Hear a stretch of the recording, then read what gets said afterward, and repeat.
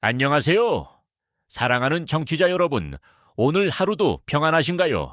일상의 분주함 속에서 잠시 멈춰서서 깊은 울림과 감동을 선사할 한 편의 이야기를 들려드리고자 합니다. 오늘 제가 여러분께 전해드릴 이야기는 단순한 허구가 아닙니다. 그것은 삶의 가장 어두운 그림자 속에서도 꺾이지 않는 인간의 강인한 의지, 그리고 진정한 사랑의 힘이 어떻게 모든 역경을 이겨내고 새로운 희망을 꽃피우는지를 보여주는 감동적인 기록입니다. 우리는 살아가면서 때로는 예상치 못한 폭풍을 만나기도 합니다. 모든 것이 무너지는 듯한 절망감에 휩싸이기도 하고, 혼자서는 감당하기 힘든 시련 앞에서 좌절하기도 합니다. 하지만 이 이야기의 주인공처럼 우리 안에는 우리가 미처 알지 못했던 놀라운 용기와 회복의 힘이 숨어 있습니다. 오늘 들려드릴 이야기는 한 여성의 이야기입니다. 그녀는 한때 조국을 위해 모든 것을 바쳤던 강철 같은 의지를 지닌 군인이었습니다. 그러나 그녀의 삶은 예상치 못한 곳에서 가장 큰 시련을 맞이하게 됩니다. 바로 자신의 가장 소중한 존재인 딸이 깊은 고통 속에 빠졌다는 사실을 알게 되면서부터입니다. 이 이야기는 한 어머니의 가슴 아픈 고백이자 동시에 불의에 맞서 싸우는 용감한 투사의 기록입니다. 여러분은 이 이야기를 통해 진정한 정의가 무엇인지, 그리고 가족 간의 사랑이 얼마나 강력한 힘을 발휘하는지 깨닫게 될 것입니다. 자, 그럼 이제 우리의 마음을 뒤흔들 감동적인 이야기 속으로 함께 들어가 볼까요? 박은주 장군과 그녀의 딸 지연의 이야기는 지금부터 시작됩니다. 박은주. 한때 삼정검 산징젠의 칼날처럼 날카롭고 육군의 심장이었던 별셋 장군은 이제 세상의 번잡함과는 동떨어진 고요한 삶을 살고 있었다. 그녀의 삶은 마치 잘 정돈된 박물관 같았다. 모든 것이 제자리에 있었고 흐트러짐 없는 질서가 지배했지만 그 안에는 묘한 공허함이 감돌았다. 한낮의 햇살이 창문을 통해 거실로 쏟아져 들어왔지만 그 온기마저도 은주에게는 닿지 않는 듯 했다. 전고를 알리는 괴종시계의 묵직한 추가 흔들리며 똑, 딱, 똑, 딱 규칙적인 소리를 냈다. 그 소리는 은주의 텅 빈 일상을 채우는 유일한 소음이었다. 거실 한편, 작은 협탁 위에는 고인이 된 남편의 사진이 놓여 있었다. 은주는 무의식적으로 손을 뻗어 사진 액자의 먼지를 닦아냈다. 그녀의 손길은 부드러웠지만 눈빛은 아득히 먼 곳을 응시하고 있었다. 마치 그 사진 속의 남편만이 아니라 자신의 지나온 젊은 날과 열정까지도 함께 바라보는 듯했다. 그녀의 삶은 은퇴 후 철저한 자기 관리와 절제로 이루어져 있었다. 아침 5시면 어김없이 일어나 집 주변을 달리고 규칙적으로 건강식을 챙겨 먹었다. 하지만 그 모든 일상이 습관처럼 반복될 뿐 그 안에 어떤 생생한 활력도 느껴지지 않았다. 고독은 그녀의 가장 친한 친구이자 동시에 가장 무서운 적이었다. 오후가 되자 은주는 거실 창가에 놓인 작은 분재 화분으로 향했다. 그녀는 군인이었을 때도 그랬듯 모든 일을 완벽하게 해내야 직성이 풀리는 성격이었다. 분재의 잎 하나하나를 손가락으로 쓰다듬으며 시든 잎을 조심스럽게 떼어냈다. 연두빛 잎사귀 사이로 드러난 갈색 흔적은 마치 그녀의 마음속에 남아있는 지울 수 없는 얼룩 같았다. 그녀의 눈빛은 먼 산을 바라보는 듯 아득했지만 그 시선 속에는 알 수 없는 슬픔과 그리움이 깃들어 있었다. 창밖에서는 이웃집 아이들의 왁자지껄한 웃음소리가 들려왔다. 그 소리는 은주의 적막한 집 안으로 스며들며 그녀의 고독을 더욱 선명하게 부각시켰다. 그녀는 아이들을 잠시 바라보다 이내 시선을 거두고 분재에 물을 주었다. 물방울이 잎사귀를 타고 흘러내려 흙 속으로 스며드는 모습은 마치 그녀의 눈물이 스며드는 것만 같았다. 저녁 시간이 되자 은주는 부엌으로 향했다. 그녀는 항상 자신의 식사를 직접 준비했다. 뚝배기에 된장찌개를 끓이고 간단한 반찬 몇 가지를 식탁에 올렸다. 하지만 식탁에는 언제나 수저 2벌이 놓여 있었다. 하나는 그녀를 위한 것이었고 다른 하나는 텅 비어 있었다. 남편이 살아있을 때의 습관이었다. 그녀는 밥을 푸고 된장찌개를 떠서 빈 수저가 놓인 자리에 조용히 놓았다. 그리고는 말없이 식사를 시작했다. 숟가락이 뚝배기 바닥에 부딪히는 소리, 그녀의 씹는 소리만이 식탁 위에서 울려 퍼졌다. 그녀는 가끔 고개를 들어 맞은편의 빈자리를 바라보았다. 그곳에 누군가가 앉아 자신과 마주보며 웃어주기를 바라는 듯한 깊고 쓸쓸한 눈빛이었다. 찌개의 따뜻한 김이 그녀의 안경에 서렸지만 그녀는 그것을 닦아낼 생각도 하지 않았다. 그저 묵묵히 식사를 이어나갈 뿐이었다. 그날 밤 은주는 잠자리에 들기 전 늘 하던 대로 침대 머리맡에 놓인 작은 철제 상자를 꺼냈다. 상자 안에는 그녀가 군 생활 동안 받은 수많은 훈장들이 빛나고 있었다. 그리고 그 아래에는 빛바랜 편지 한 통이 조심스럽게 놓여 있었다. 그녀는 떨리는 손으로 편지를 꺼내 들었다. 봉투에는 어머니의 정갈한 글씨로 내 딸 은주에게라고 쓰여 있었다. 편지는 이미 여러 번 읽어 너덜너덜해졌지만 그녀는 마치 처음 읽는 것처럼 한 글자 한 글자 정성스럽게 읽어 내려갔다. 내 딸아, 네가 원하는 삶을 살아라. 세상의 편견과 싸워 이기고 너 자신을 믿어라. 마지막 구절을 읽는 순간 은주의 눈가에 미세한 물기가 맺혔다. 그것은 단순한 어머니의 편지가 아니었다. 그녀가 나아갈 길을 알려주는 나침반이었고 때로는 그녀의 어깨를 짓누르는 무거운 책임감이었다. 편지를 다시 접어 상자 안에 넣으려던 순간 은주의 시선이 문득 왼쪽 손목에 닿았다. 그곳에는 희미하지만 선명하게 남아있는 낡은 흉터가 있었다. 오래전 그녀가 아직 어리고 미숙했을 때 어떤 시련을 겪으며 생긴 상처였다.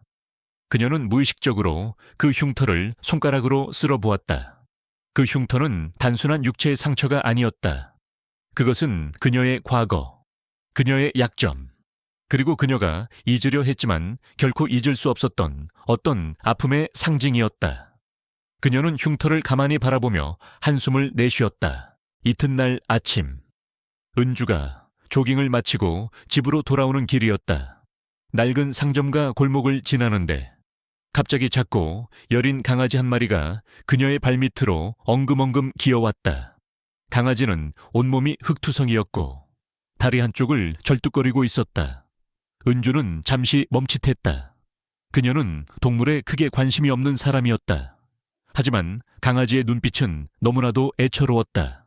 마치 살려달라고 애원하는 듯한 눈빛이었다. 은주는 잠시 망설였다. 평소 같으면 그냥 지나쳤을 것이다.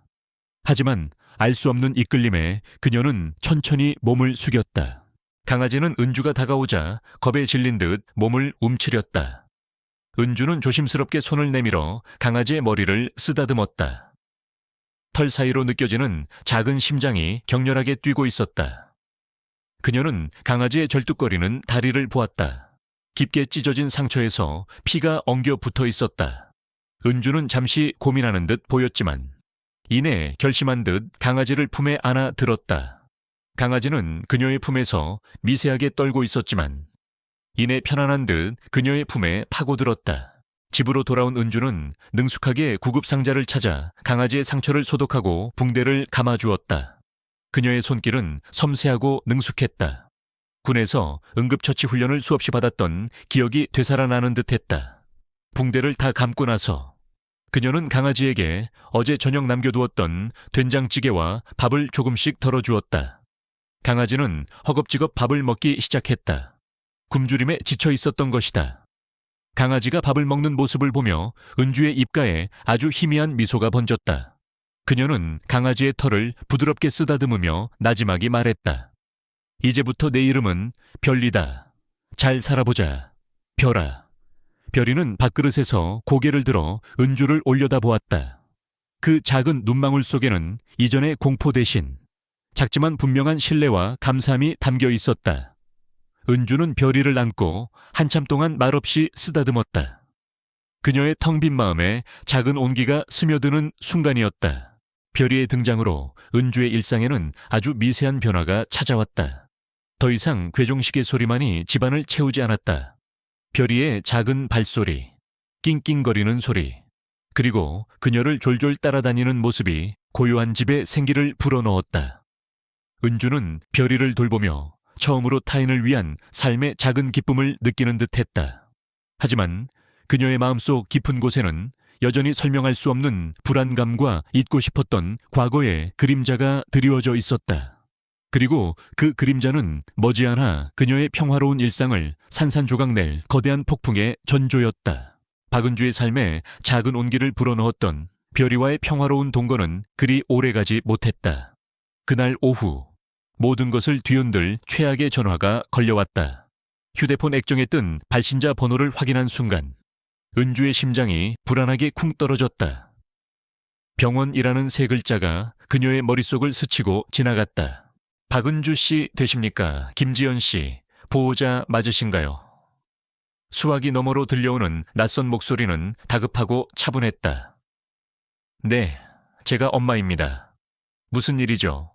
은주의 목소리에는 불길한 예감이 짙게 배어 있었다. 김지연 씨가 응급실에 실려 오셨습니다. 현재 의식은 있으시지만 온몸에 심한 멍과 타박상이 발견되었습니다. 심리적으로도 매우 불안정한 상태이시니 보호자분께서 빨리 와주셔야겠습니다. 청천벽력 같은 소식이었다. 은주의 손에서 휴대폰이 미끄러져 떨어졌다. 김지연은 그녀의 큰딸이었다. 착하고 순하며 남에게 싫은 소리 한 번 못하는 아이. 남편을 따라 군 생활을 하느라 제대로 돌보지 못했던, 그래서 늘 마음 한구석에 미안함으로 남아있던 딸. 그녀의 딸이 병원에 실려갔다니 그것도 온몸에 멍이 든 채로 은주는 머릿속이 새하얗게 변했다. 멍하니 서있던 그녀의 눈에 문득 거실 창밖에서 뛰어노는 아이들의 모습이 들어왔다. 평화롭고 순진무구한 아이들. 하지만 그녀의 딸 지연은 지금 병원 응급실에 누워있다는 사실이 그녀의 심장을 칼로 후벼 파는 듯했다. 불안감과 함께 알 수 없는 분노가 치밀어 올랐다. 정신없이 병원으로 달려간 은주는 응급실 문을 열고 들어서는 순간 눈앞에 펼쳐진 광경에 숨을 헙 들이켰다. 하얀 시트가 깔린 침대 위에 지연이 누워 있었다. 그녀의 얼굴은 창백했고 눈은 공포에 질려 있었다. 길게 늘어뜨린 머리카락 사이로 드러난 임에는 보랏빛 멍이 선명했고 팔과 다리 곳곳에는 시퍼런 멍 자국들이 끔찍하게 퍼져 있었다. 그녀의 작고 여린 몸은 마치 낡은 인형처럼 초라하게 놓여 있었다. 은주의 눈에서 뜨거운 것이 울컥 치밀어 올랐다. 한때 전장에서 수많은 생사를 오가며 피도 눈물도 없는 장군으로 불렸던 그녀였다. 하지만 지금 눈앞에 딸을 본 순간 그녀는 그저 한없이 약한 엄마일 뿐이었다. 지연아, 내 딸. 은주는 흐느끼며 지연에게 다가갔다.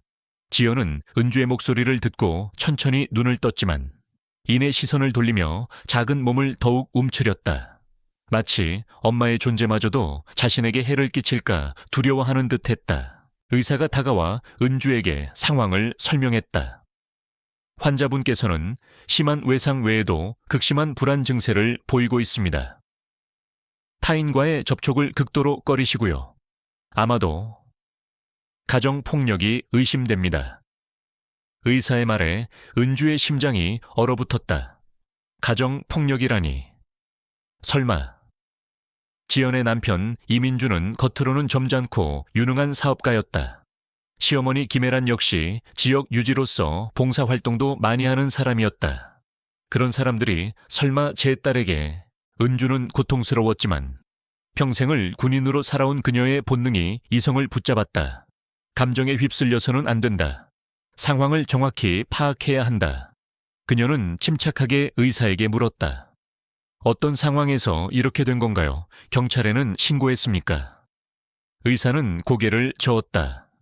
환자분께서 극도로 공포에 질려 아무 말씀도 안 하십니다. 그래서 일단 보호자께 연락드린 겁니다. 은주는 지연의 침대 옆에 조용히 앉아 그녀의 손을 잡았다. 지연의 손은 차갑고 축축했다. 지연아, 엄마 여기 있어. 괜찮아. 아무도 너를 해치지 못해. 은주의 목소리는 떨렸지만 그 속에는 단단한 결의가 담겨 있었다. 한참을 그렇게 앉아있자 지연은 아주 희미하게 은주를 바라보았다. 그녀의 눈에는 여전히 공포가 서려 있었지만 그 깊숙한 곳에는 엄마에게 의지하고 싶은 간절함이 엿보였다. 지연은 결국 조심스럽게 입을 열었다. 그녀의 목소리는 너무나 작아 거의 들리지 않았다. 엄마, 저 괜찮아요. 하지만 괜찮다는 말과는 달리 그녀의 눈에서는 뜨거운 눈물이 하염없이 흘러내렸다. 은주는 더 이상 참을 수 없었다.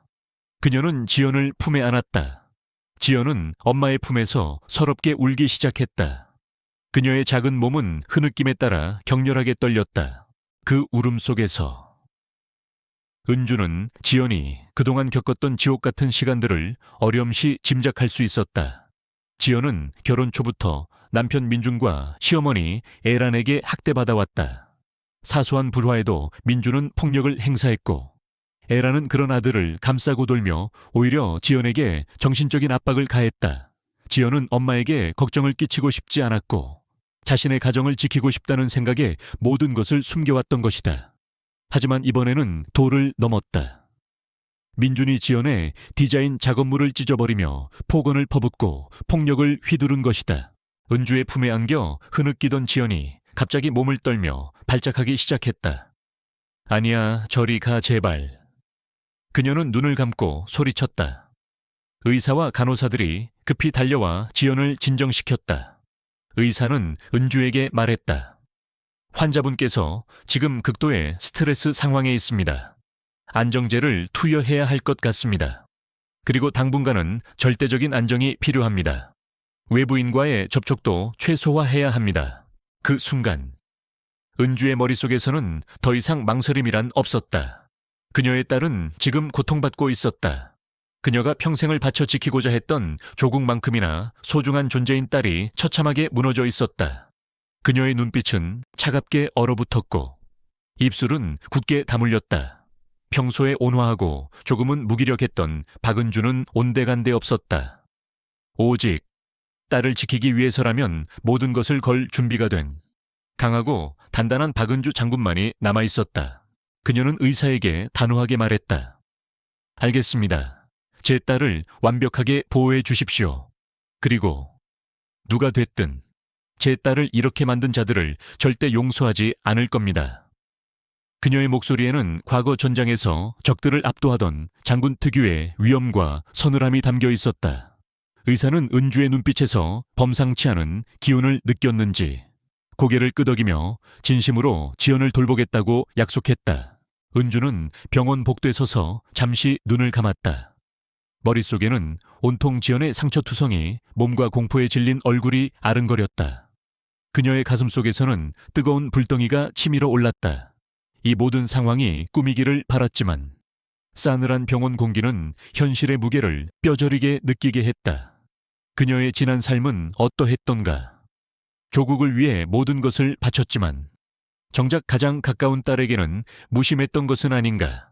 딸의 고통을 외면했던 것은 아닌가 하는 죄책감이 그녀의 가슴을 짓눌렀다. 하지만 후회할 시간은 없었다. 이미 벌어진 일은 되돌릴 수 없었다. 이제 그녀에게 남은 것은 오직 하나였다. 딸을 고통에서 구해내고 딸에게 상처를 준 자들에게 그 대가를 치르게 하는 것. 그녀의 삶은 이제 더 이상 고요하지 않을 것이다. 거센 폭풍우가 몰아칠 것이고 그녀는 그 폭풍의 한가운데로 기꺼이 뛰어들 준비가 되어 있었다. 그녀의 옛 별칭처럼 그녀는 다시 한번 삼정검의 칼날을 갈고 있었다. 딸을 위해 그리고 정의를 위해 이제 그녀의 삶은 평범한 일상으로 돌아갈 수 없게 되었다. 모든 문이 닫혔고 그녀는 새로운 싸움의 문을 열어야만 했다. 지연의 병실을 나선 은주의 얼굴에는 더 이상 슬픔이나 미안함이 아닌 강철 같은 결의가 서려 있었다. 그녀의 머릿속은 이미 다음 단계를 위한 계획으로 가득 차 있었다. 먼저 딸에게 상처를 준 자들의 실체를 파악하고 그들의 가장 약한 고리를 찾아야 했다. 그녀는 망설임 없이 휴대폰을 들어 익숙한 번호를 눌렀다. 수화기 너머에서 들려오는 목소리는 과거 그녀의 든든한 오른팔이었던 최대위. 지금은 노련한 군 법무관 출신 변호사인 최성국이었다. 초의 대위, 오랜만이군. 잘 지냈나? 은주의 목소리는 평소와 다를 바 없었지만 성국은 그녀의 목소리에 스며든 미세한 떨림과 감춰진 비장함을 단번에 알아챘다. 장군님 별일 없으셨습니까? 이렇게 직접 전화 주시니 영광입니다. 성국의 목소리에는 여전히 은주에 대한 깊은 존경심이 묻어 있었다. 별일은 아니고 자네 도움이 좀 필요할 것 같아서 말이지. 은주는 지연의 상황을 간략하지만 명료하게 설명했다. 지연이 겪은 폭력, 사위와 시댁의 만행, 그리고 딸의 처참한 상태까지. 성국은 은주의 이야기를 듣는 내내 침묵을 지켰다. 이야기가 끝났을 때 그의 목소리는 전에 없이 차갑게 가라앉아 있었다. 장군님, 제가 할 수 있는 모든 것을 하겠습니다. 지시만 내려주십시오. 은주는 성국에게 2가지를 지시했다. 첫째, 지연의 남편 이민준과 시어머니 김애란에 대한 모든 정보를 수집할 것. 그들의 재산, 사업, 평판, 그리고 숨겨진 비리까지. 둘째, 지연의 이혼 소송을 준비하고 모든 법적 절차를 검토하여 가장 강력한 방식으로 대응할 방안을 마련할 것. 성국은 망설임 없이 알겠습니다 라고 답했다. 그에게 은주의 지시는 언제나 절대적이었다. 며칠 후 은주는 지연의 퇴원에 맞춰 사돈집을 찾아갔다. 병원에서 조용히 딸을 지키고 있는 동안 그녀는 온갖 시나리오를 머릿속으로 그려보았다. 분노에 휩싸여 쳐들어가는 것은 어리석은 짓이었다. 상대의 가면을 벗기고 그들의 본색을 드러내게 만드는 것이 먼저였다. 사돈집 대문 앞에 서자 은주의 얼굴은 다시 한번 평정을 되찾았다. 겉으로는 사돈에 대한 걱정으로 찾아온 평범한 어머니의 모습이었다. 하지만 그녀의 눈빛은 마치 먹잇감을 노리는 매처럼 날카롭게 빛나고 있었다. 초인종을 누르자 시어머니 김애란이 문을 열었다. 그녀는 화려하게 치장한 얼굴에 미소를 띠고 은주를 맞았다. 아이고, 박 장군님 지연이 일로 얼마나 놀라셨을까. 저희도 마음이 좋지 않습니다. 애란의 목소리에는 위선이 가득했다.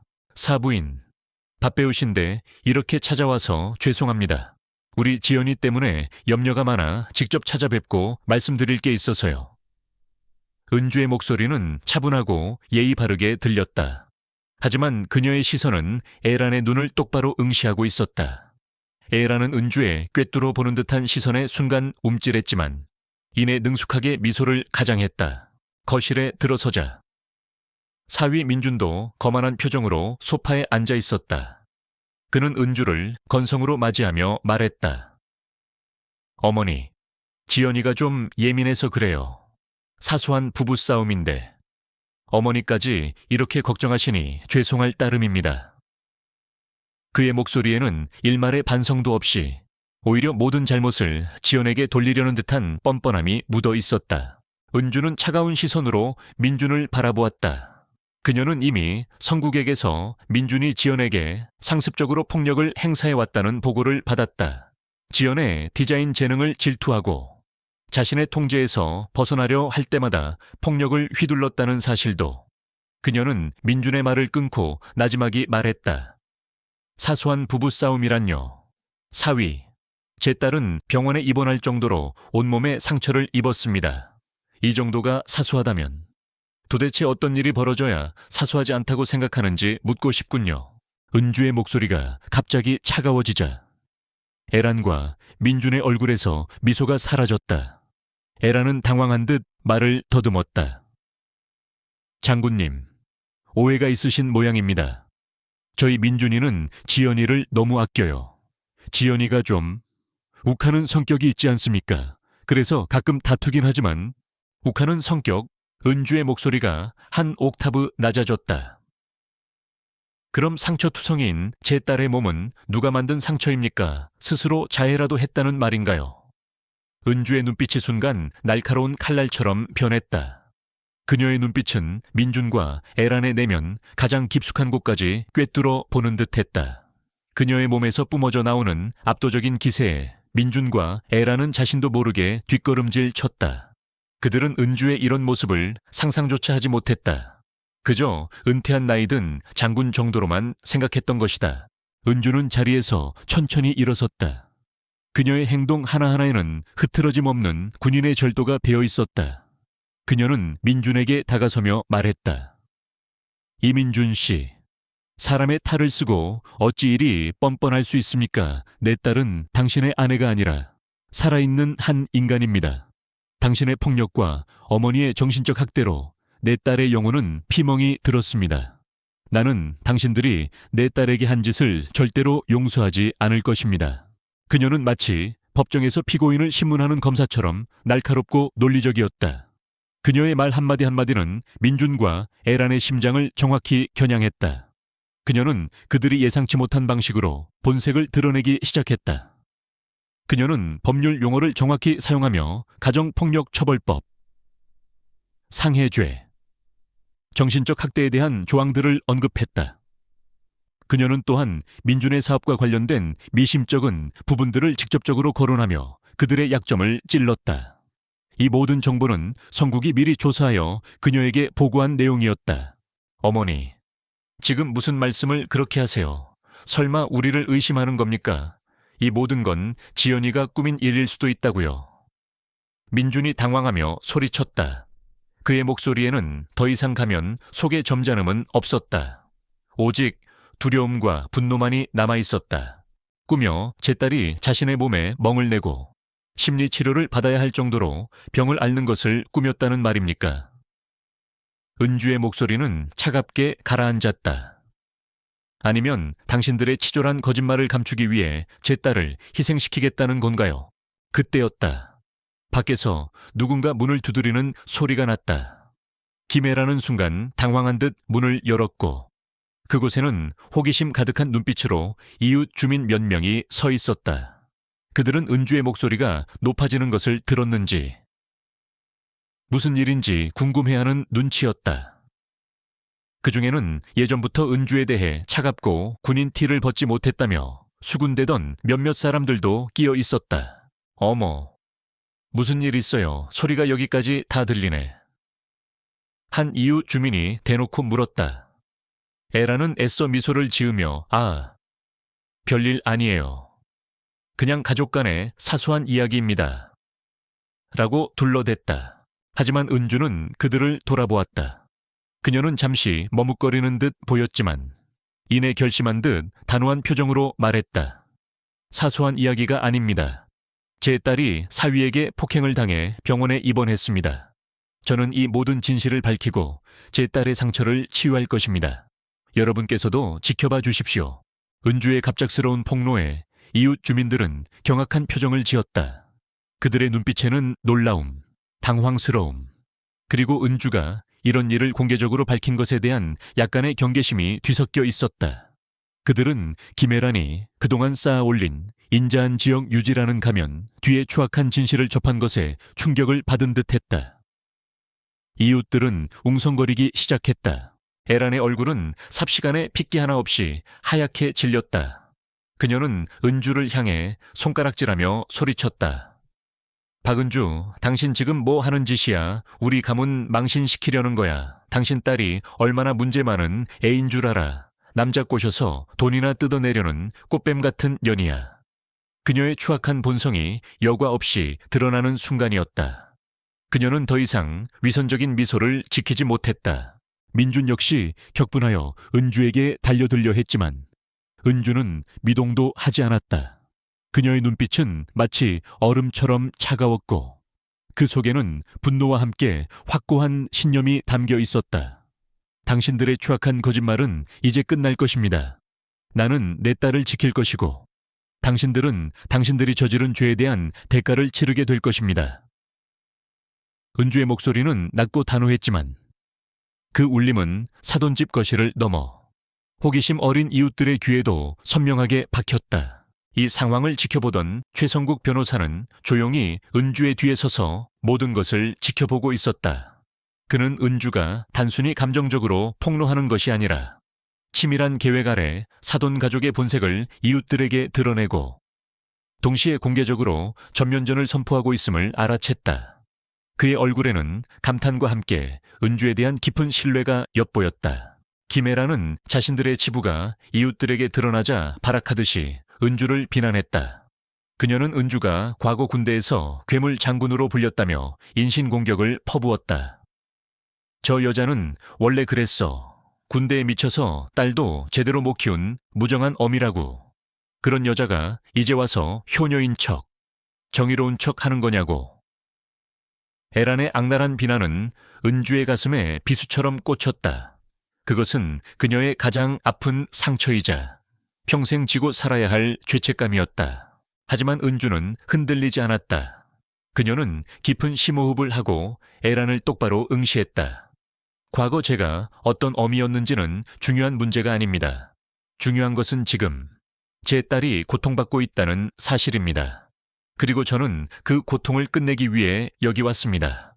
당신들이 숨기고 싶었던 모든 추악한 진실은 이제 만천에 드러날 것입니다.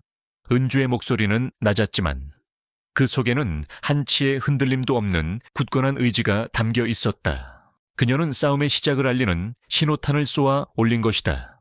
이제 더 이상 물러설 곳은 없었다. 그녀는 딸을 위해 그리고 자신을 위해 이 지옥 같은 싸움에 뛰어들 준비를 마쳤다. 그녀의 눈빛은 비록 고통과 분노로 일렁였지만 그 안에는 어떤 어려움도 극복할 수 있다는 확고한 신념이 불꽃처럼 타오르고 있었다. 박은주가 사돈집에서 폭탄 선언을 한 후 세상은 순식간에 요동치기 시작했다. 언론은 전 쓰리스타 장군이 사돈 가문의 추악한 비밀을 폭로했다는 사실에 촉각을 곤두세웠고 삽시간에 관련 기사들이 쏟아져 나왔다. 대중은 충격과 함께 호기심으로 가득 찼다.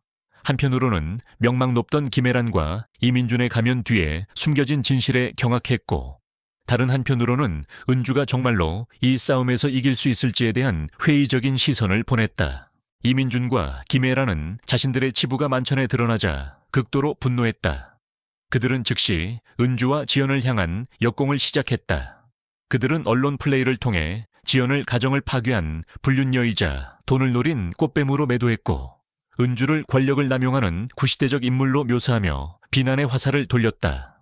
그 여자는 군대에서 사람 잡는 기계였어. 가정사에 무슨 일인지 알지도 못하면서 남의 집안을 뒤집어 놓으려 한다고 김애란은 텔레비전 인터뷰에서 눈물을 흘리며 호소했다. 제 아들은 그저 순진한 피해자입니다. 지연이가 남편을 감금하고 돈을 요구했어요. 민준 역시 상처받은 척 연기하며 지연의 인격을 깎아내렸다.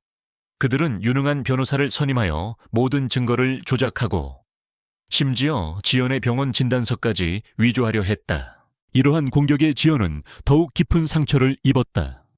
그녀는 병원에서 치료를 받고 있었지만 언론에 보도되는 자신과 어머니에 대한 악의적인 기사들을 보며 정신적으로 더욱 피폐해져 갔다. 그녀는 식음을 전폐하고 밤마다 악몽에 시달렸다. 은주는 딸의 고통을 곁에서 지켜보며 가슴이 찢어지는 듯했다. 그녀는 지연의 손을 잡고 밤늦도록 위로했지만 딸의 눈빛에서 사라지지 않는 공포를 볼 때마다 자신의 무력함을 느꼈다. 최성국 변호사는 은주의 지시에 따라 빠르게 움직였다. 그는 이민준과 김애란의 재산 내역을 추적하고 숨겨진 비자금 통로를 밝혀냈다. 또한 민준의 사업체에서 벌어진 불법적인 자금 세탁 정황과 김애란이 지역 사회기부금을 횡령한 증거들을 확보하기 시작했다. 이 모든 과정은 쉽지 않았다. 상대방은 강력한 법무팀을 동원하여 증거를 은폐하려 했고 성국은 밤샘 조사를 거듭해야 했다. 장군님, 상대방이 생각보다 훨씬 교활합니다. 모든 증거를 조직적으로 파괴하고 있습니다. 특히 김해라는 지역사회에 거물이라 증인을 확보하기도 쉽지 않습니다. 성국은 지친 목소리로 보고했다. 은주는 듣고만 있지 않았다. 그녀는 평생을 전략가로 살아온 사람이었다. 그녀는 성국에게 지시했다. 좋아. 그럼 역으로 그들의 가장 취약한 부분을 공략하자. 대외적으로 그들의 위선을 벗겨내고 법정에서는 그들이 결코 부인할 수 없는 증거를 제시해야 한다. 그리고 민준의 사업 관련 비리를 먼저 터뜨려라. 그들의 경제적 기반이 흔들리면 심리적으로도 흔들릴 것이다. 법정 싸움은 치열했다. 첫 공판에서 이민준 측 변호사는 지연의 정신과 기록을 들고 나와 그녀가 망상장애를 앓고 있으며 모든 폭력은 지연의 환상에 불과하다고 주장했다. 그들은 또한 은주의 과거 군 경력을 들추며 박은주는 차갑고 무정한 어미였다. 그런 어머니 밑에서 자란 딸이 정신적으로 온전할 리 없다고 맹비난했다. 이 발언은 은주의 가장 아픈 곳을 찔렀다. 그녀의 얼굴은 잠시 일그러졌지만 이내 냉정을 되찾았다. 재판장님, 은주는 직접 발언권을 얻어 자리에서 일어섰다. 그녀의 목소리는 낮았지만 법정 안을 가득 채울 정도로 단호했다. 제 딸의 정신과 기록은 폭력의 결과이지 원인이 아닙니다. 그리고 저의 과거에 대한 비난은 이 사건의 본질을 흐리려는 교활한 시도일 뿐입니다. 저희 딸은 분명히 육체적, 정신적 폭력의 피해자입니다. 저는 그 사실을 입증할 것입니다. 그리고 이 자리에 있는 가해자들은 반드시 죗값을 치르게 될 것입니다. 그녀의 당당한 태도에 방청석에서는 웅성거림이 터져 나왔다. 기자들은 카메라 플래시를 터뜨리며 은주의 모습을 담았다. 그녀는 과거 전장에서 적장을 압도하던 그 모습 그대로였다. 하지만 시련은 계속되었다.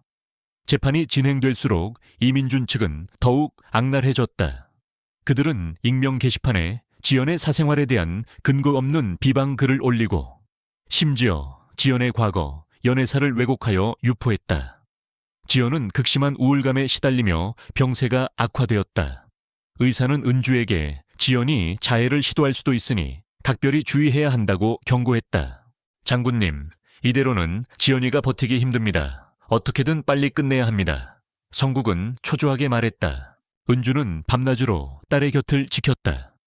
그녀는 잠든 딸의 얼굴을 쓰다듬으며 이 모든 고통을 끝내겠다고 다짐했다. 그녀는 자신의 오랜 친구이자 멘토였던 구 강동식 장군과의 대화를 떠올렸다. 강 장군은 늘 그녀에게 가장 어두운 밤이 지나야 새벽이 온다. 포기하지 마라, 은주. 라고 말하곤 했다. 시간은 은주를 압박했다. 이민준 측은 재판을 질질 끌며 지연의 정신 상태를 더욱 악화시키려 했다. 또한 그들은 자신들의 비리 증거가 확보될 것을 우려하여 중요 재산들을 해외로 빼돌리려는 움직임을 보였다. 성국은 이 정보를 입수하고 은주에게 보고했다. 장군님, 민준이 명의의 해외 계좌로 거액의 돈이 이동하고 있습니다. 이대로 두면 증거도 재산도 모두 사라집니다. 다음 주 최종 변론에서 모든 것을 걸어야 합니다. 저희에게 남은 시간은 단 5일입니다. 5일 모든 것을 끝내거나 모든 것을 잃거나. 은주의 심장은 격렬하게 뛰었지만 그녀의 눈빛은 더욱 차갑게 가라앉았다. 그녀는 다시 한번 철제 상자에서 빛바랜 어머니의 편지를 꺼내 들었다. 세상의 편견과 싸워 이기고 너 자신을 믿어라. 어머니의 필체에서 강한 의지가 느껴지는 듯했다. 그녀의 손목에 있는 희미한 흉터가 유난히 쓰라리게 느껴졌다. 이 상처는 그녀가 과거에 감당해야 했던 고통의 흔적이었고 동시에 그녀를 더욱 강하게 만들었다. 그녀는 이제 더 이상 과거의 그림자에 갇혀 있지 않을 것이다.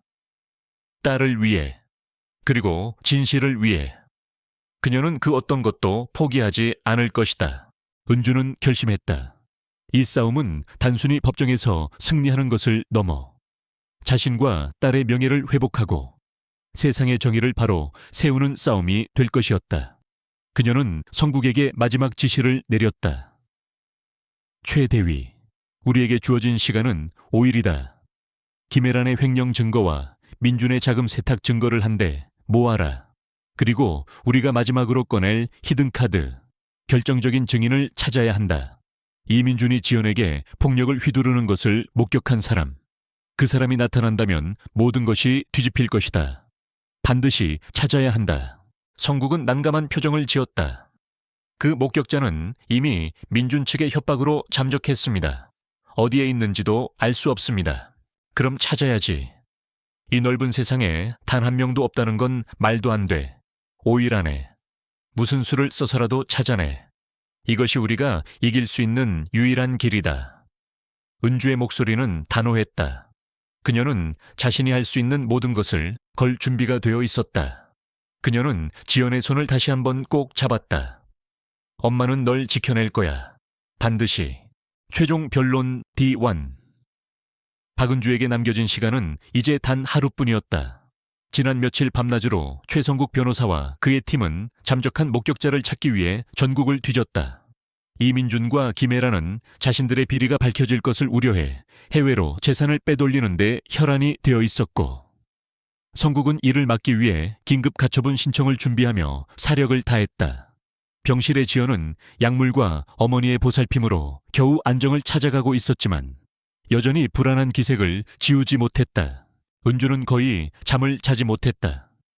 그녀는 낮에는 지연의 곁을 지키며 딸에게 용기를 불어넣었고, 밤에는 성국과 통화하며 최신 상황을 점검하고 전략을 다듬었다.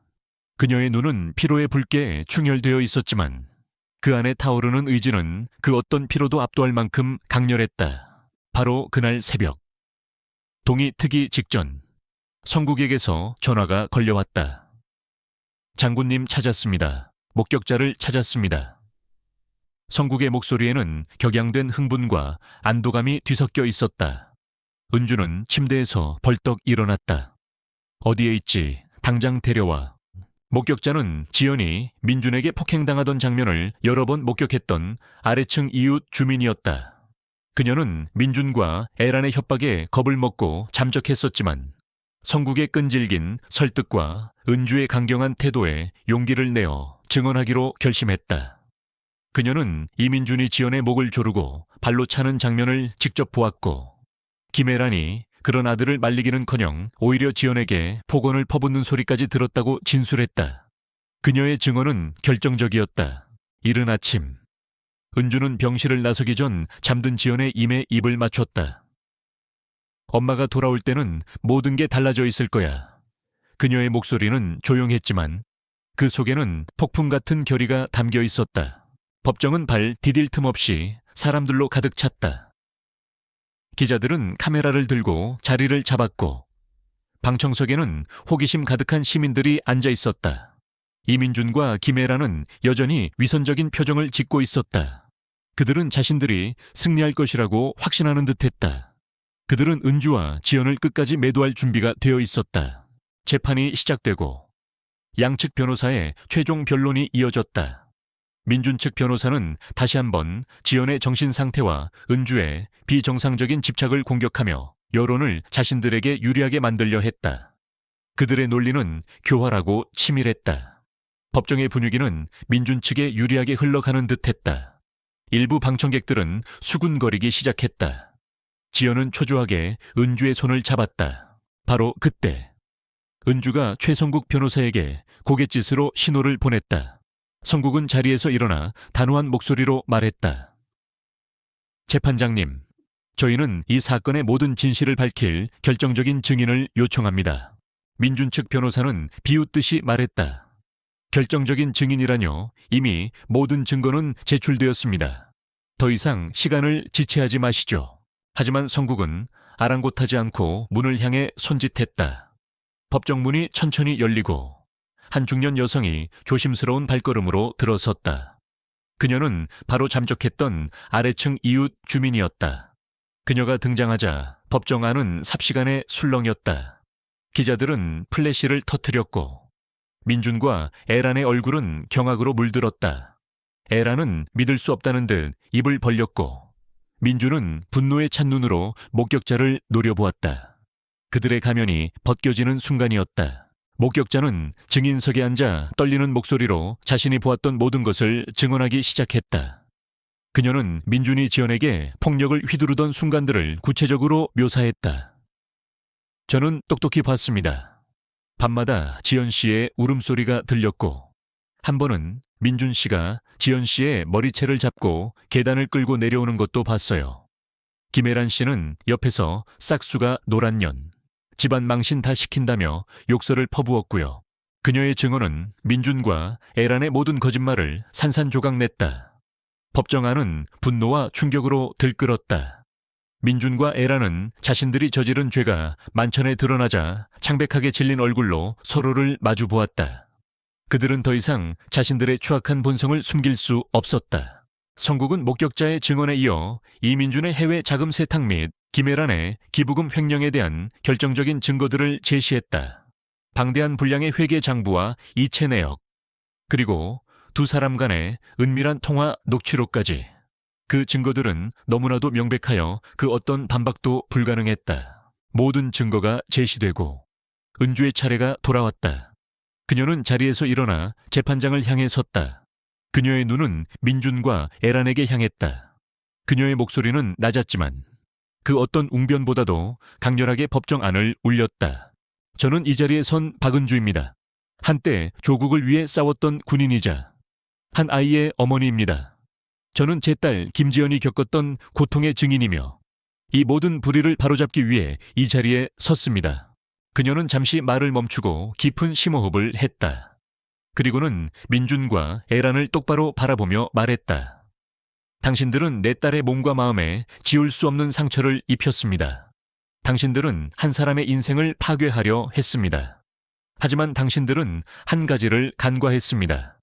바로 어머니의 사랑과 정의를 향한 의지는 그 어떤 폭력과 거짓도 꺾을 수 없다는 것을 말입니다.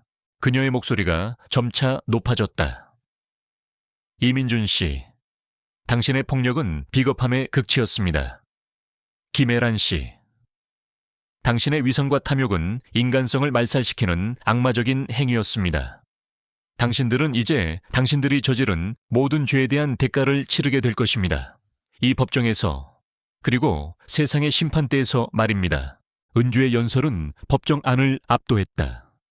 그녀의 말 한마디 한마디는 칼날처럼 예리했고 동시에 깊은 고통과 분노를 담고 있었다.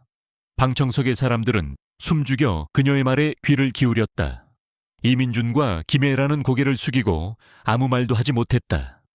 그들의 얼굴은 공포와 절망으로 일그러져 있었다. 은주는 마지막으로 재판장을 향해 말했다. 재판장님, 이 사건은 단순한 이혼 사건이 아닙니다. 이것은 약자에 대한 강자의 폭력, 그리고 진실을 은폐하려는 자들에 대한 정의의 싸움입니다. 부디 현명한 판단으로 제 딸의 억울함을 풀어주시고 가해자들에게 합당한 벌을 내려주십시오. 정의가 살아있음을 보여주십시오. 그녀의 말이 끝나자 법정안은 짧은 침묵에 휩싸였다. 그리고 이내 방청석에서 뜨거운 박수갈채가 터져 나오기 시작했다. 사람들은 자리에서 일어나 박수를 보냈고 일부는 눈물을 흘리기도 했다. 기자들은 쉴 새 없이 카메라 셔터를 눌렀다. 그 박수 소리는 단순히 은주의 승리를 축하하는 것이 아니었다. 그것은 용기를 낸 지연에 대한 지지였고 은주의 정의로운 싸움에 대한 공감이었으며 불의에 대한 사회의 분노와 희망의 표현이었다. 지연은 옆에서 박수 소리를 들으며 엄마를 올려다보았다. 엄마의 얼굴에는 비록 지친 기색이 역력했지만 그 눈빛은 전례 없는 강인함과 아름다움을 발하고 있었다. 지연의 눈에서 뜨거운 눈물이 흘러내렸다. 그것은 슬픔의 눈물이 아니라 안도감과 감사함, 그리고 엄마에 대한 깊은 사랑과 존경의 눈물이었다. 그녀는 엄마의 손을 더욱 꽉 잡았다. 그들은 마침내 이 길고 어두웠던 터널의 끝에 다다른 것이었다. 재판부의 판결은 명확하고 단호했다. 이민준은 상습 폭행 및 재산 은닉 혐의로 징역형을 선고받았고 김애란은 횡령 및 교사 혐의로 실형을 면치 못했다. 그들이 애써 쌓아 올렸던 부와 명예는 한순간에 무너져 내렸다. 언론은 그들의 추악한 실체를 대대적으로 보도했고 사회는 위선적인 그들에게 등을 돌렸다. 한때 그들을 칭송했던 지역 주민들은 이제 비난의 목소리를 쏟아냈다. 그들의 몰락은 철저했고 그만큼 많은 사람들에게 카타르시스를 안겨주었다. 승소 판결이 내려지자 법정안은 뜨거운 환호성으로 가득 찼다. 지연은 엄마의 품에 안겨 한없이 울었다. 그녀의 눈물은 더 이상 슬픔이나 공포가 아닌 해방감과 안도감의 눈물이었다. 은주는 묵묵히 딸의 등을 토닥였다. 그녀의 얼굴에는 기나긴 싸움 끝에 찾아온 평화로움이 감돌았다. 그녀의 눈가에는 눈물이 고였지만 그것은 행복과 대견함, 그리고 딸을 지켜냈다는 뿌듯함의 눈물이었다. 법정 밖으로 나오자 수많은 기자들이 은주와 지연에게 몰려들었다. 은주는 단호한 목소리로 짧게 소감을 밝혔다. 이 승리는 단순한 법적 승리가 아닙니다. 이것은 모든 약자들이 용기를 내어 불의에 맞섰을 때 얻어낼 수 있는 희망의 증거입니다. 제 딸 김지연은 이 고통을 통해 더욱 단단하고 아름다운 사람으로 성장할 것입니다. 며칠 후 병원에서 퇴원한 지연은 엄마의 집으로 돌아왔다. 그녀는 여전히 심리치료를 받고 있었지만 전과는 비교할 수 없을 정도로 안정된 모습을 보였다. 집안의 분위기도 달라졌다. 괴종시계의 규칙적인 소리 외에도 별이의 활기찬 발소리와 지연의 잔잔한 웃음소리가 더해졌다. 은주는 딸을 위해 매일 정성껏 음식을 준비했고 지연은 그런 엄마의 노력에 감동하며 점차 마음의 문을 열었다. 어느 날 저녁, 은주와 지연은 거실에 마주 앉아 따뜻한 차를 마시고 있었다. 별이는 그들의 발치에 편안하게 잠들어 있었다. 지연은 조용히 입을 열었다. 엄마, 정말 고마워요. 엄마가 아니었다면 저는 평생 그 지옥에서 벗어나지 못했을 거예요. 엄마는 저의 영웅이에요. 은주는 딸의 손을 잡았다. 아니야, 지연아. 엄마가 미안해. 엄마가 너무 늦게 알았어. 네가 그렇게 힘들어하는 줄도 모르고 내 일에만 빠져 있었으니. 은주의 목소리에는 깊은 후회가 묻어 있었다. 아니에요. 엄마는 항상 저에게 독립심과 강인함을 가르쳐 주셨잖아요. 엄마 덕분에 제가 이렇게 다시 일어설 수 있었어요. 엄마는 제게 가장 큰 버팀목이었어요. 지연의 눈에서 다시금 눈물이 흘렀지만 이번에는 환한 미소가 함께였다. 그래, 이제 괜찮아. 엄마는 이제 너만 보며 살 거야. 네가 하고 싶은 일 다 해. 엄마가 옆에서 든든하게 지켜줄게. 은주는 지연의 머리카락을 부드럽게 쓰다듬었다. 그들의 대화는 마치 얼어붙었던 강물이 녹아내리듯 그동안 쌓였던 모든 오해와 아픔을 씻어내렸다. 그들은 비로소 진정한 모녀 관계로 거듭나고 있었다. 사건 이후 은주는 새로운 삶의 의미를 찾았다. 그녀는 딸의 이혼 소송을 도왔던 최성국 변호사와 함께 가정폭력 피해자들을 위한 법률 지원 단체 설립에 적극적으로 참여하기 시작했다. 그녀는 자신의 경험과 전문 지식을 활용하여 피해자들이 법의 보호를 받고 새로운 삶을 시작할 수 있도록 도왔다. 그녀는 더 이상 고독한 은퇴 장군이 아니었다. 사회의 약자들을 위한 든든한 버팀목이 되어주었다. 지연 역시 엄마의 지지 아래 다시 디자인 작업을 시작했다. 그녀는 자신이 겪었던 아픔을 예술로 승화시키고자 했다. 그녀의 디자인은 더욱 깊이 있고 섬세해졌고 사람들의 마음을 움직이는 힘을 가지게 되었다. 그녀는 자신의 이름을 건 의류 브랜드를 론칭했고 첫 컬렉션은 뜨거운 반응을 얻었다. 그녀의 옷에는 고통을 이겨낸 사람들의 희망과 용기가 담겨 있는 듯했다. 예전에는 은주를 차갑고 무정한 군인으로 오해했던 이웃들도 이제는 그녀를 존경의 눈으로 바라보았다. 그들은 은주가 딸을 위해 보여준 희생과 용기에 감동했고 그녀가 사회를 위해 봉사하는 모습에 진심으로 찬사를 보냈다. 김혜란에게 속아 은주와 지연을 비난했던 일부 이웃들은 직접 찾아와 사과하며 그녀들을 응원했다. 은주와 지연의 삶은 이제 더 이상 고통과 절망으로 가득 찬 곳이 아니었다. 새로운 희망과 사랑, 그리고 회복의 빛으로 충만해 있었다. 2년 후, 박은주와 김지연의 삶은 마치 오랜 겨울을 이겨내고 찾아온 찬란한 봄날 같았다. 지연은 더 이상 과거의 상처에 갇힌 여인이 아니었다. 그녀는 지연 컬렉션이라는 자신의 의류 브랜드를 성공적으로 론칭하며 한국을 대표하는 젊은 디자이너로 우뚝 섰다. 그녀의 디자인은 강렬하면서도 섬세했고 옷 한 벌 한 벌에 담긴 회복과 용기의 메시지는 많은 이들에게 깊은 울림을 주었다. 그녀는 성공적인 사업가일 뿐만 아니라 같은 아픔을 겪는 이들에게 희망을 주는 아이콘이 되었다. 어느 날 지연은 뜻밖의 소식을 전해왔다. 그녀에게 새로운 사랑이 찾아온 것이다. 상대는 그녀의 디자인에 깊은 감명을 받은 한 건축가였다. 그는 지연의 아픔을 이해하고 보듬어 주었으며 그녀의 재능을 누구보다 존중했다. 은주는 딸의 행복한 모습을 보며 가슴 벅찬 감동을 느꼈다. 지연이 다시 환하게 웃는 모습을 볼 수 있다는 것만으로도 그녀는 모든 것을 얻은 기분이었다. 은주 역시 바쁜 나날을 보내고 있었다. 그녀는 희망재단이라는 이름의 가정폭력 피해자 지원단체를 설립하여 이사장을 맡았다.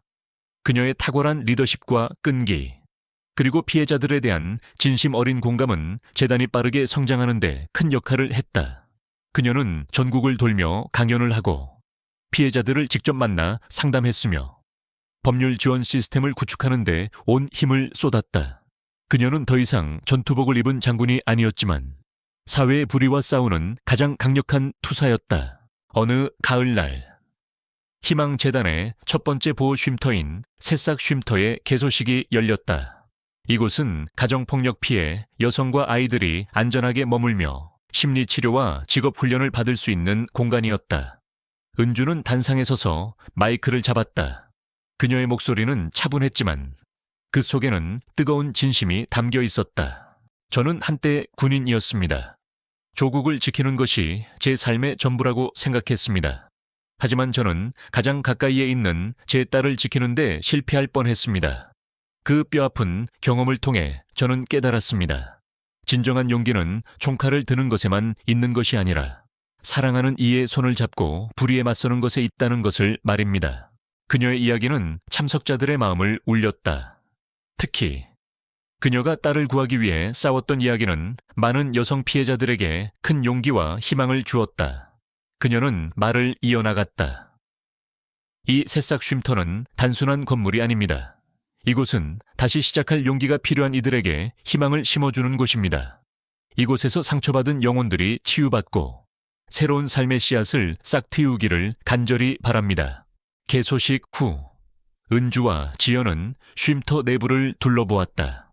깔끔하고 따뜻한 분위기의 방들, 아이들을 위한 놀이방, 그리고 심리 상담실까지 모든 공간에는 사람들의 온정이 담겨 있었다.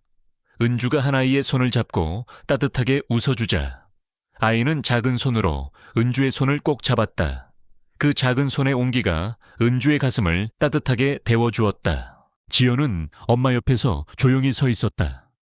그녀는 눈가가 촉촉해진 채 엄마를 바라보았다. 엄마, 정말 멋져요. 엄마는 제게 늘 빛이 되는 존재예요. 지연의 말에 은주는 딸의 손을 잡고 빙긋 웃었다. 네가 이렇게 환하게 웃는 걸 보니 엄마는 그걸로 됐다. 너의 행복이 엄마의 가장 큰 보상이란다. 그들의 옆에는 이제는 제법 자란 별이가 꼬리를 흔들며 애교를 부렸다. 별이는 은주와 지연에게 없어서는 안 될 가족의 일원이 되어 있었다. 별이는 은주가 고독했던 시절 그녀의 곁을 지켜준 소중한 존재였고 이제는 은주와 지연의 행복한 삶을 함께하는 가족이 되었다. 쉼터의 한쪽 벽에는 희망의 나무라는 이름의 그림이 걸려 있었다. 앙상한 가지만 남았던 나무에 따뜻한 햇살이 비치자 새싹이 돋아나고 꽃이 피어나는 그림이었다. 그 그림은 은주와 지연의 삶을 그대로 보여주는 듯했다. 잿더미 같았던 고통 속에서 피어난 새로운 희망. 은주는 쉼터를 나서는 발걸음이 가벼웠다. 그녀의 등 뒤로 쉼터 안에서 들려오는 아이들의 웃음소리가 들려왔다. 그녀는 이제 더 이상 과거의 그늘에 갇히지 않았다. 그녀는 스스로의 힘으로 그리고 딸과의 깊어진 사랑으로 새로운 삶의 의미를 찾아냈다.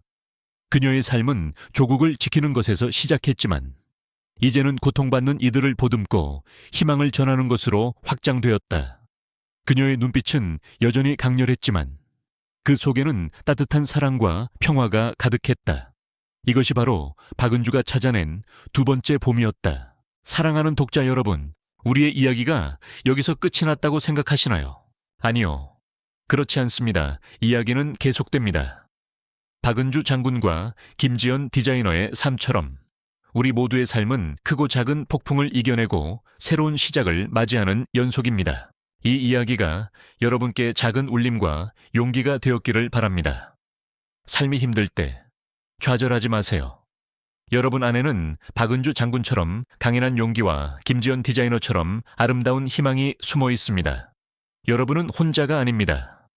주변에 사랑하는 사람들과 함께라면 어떤 어려움도 극복하고 두 번째 봄을 맞이할 수 있을 것입니다. 이 이야기를 통해 여러분의 마음속에도 작은 희망의 씨앗이 심어졌기를 진심으로 바랍니다. 이야기에 대한 여러분의 생각이나 여러분이 겪었던 두 번째 봄의 경험이 있다면 자유롭게 댓글로 남겨주세요. 여러분의 이야기가 또 다른 누군가에게는 큰 힘이 될 수 있습니다. 구독과 좋아요는 작가에게 큰 힘이 됩니다. 알림 설정까지 하셔서 다음 이야기도 놓치지 마세요.